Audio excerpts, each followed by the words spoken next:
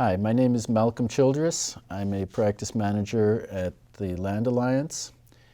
I've been working on issues of land and land governance, land administration for about 25 years. Previously, I was a senior land administration specialist at the World Bank, worked in the Latin American region and the Europe and Central Asia region. And before that, I was a research scientist at the Land Tenure Center at the University of Wisconsin. And I'm very glad to be able to be participating in this course today. I would like to just start by introducing and overview what this lecture is going to cover.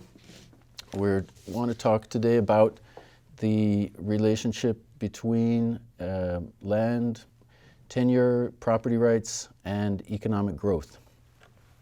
We'll look at this, an overview of this relationship, talk some about theory and evidence in the relationship between property rights and economic growth, try to give some appreciation of the variety of property rights and allocation arrangements and the variety of types of economic growth paths that those can contribute to, and say a few words about why we care about this relationship, its relevance for at the macroeconomic level and within sectors of the economy, agriculture and food security, urban development, environment, and elements like climate change. Really, let me just start out by giving what I think are three key messages from this lecture. The first is there is a strong theoretical and empirical base and empirical evidence to link secure tenure and property rights with economic growth. And you may, sometimes we abbreviate land tenure and property rights LTPR. You may see that in some written materials. The second key message is that the kind of economic growth in terms of its distributional aspect, its spatial distribution, its environmental characteristics, the kind of growth that a society experiences is really affected by the nature and the distribution of property rights.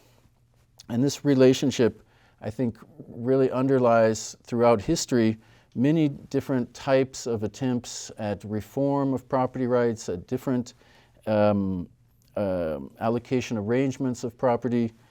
And also, I think what's in relatively recently in the last 10 or 15 years, a resurgence of interest by the global development community in land tenure and property rights, and by extension, its relationship with sustainability and environmentally sustainable growth.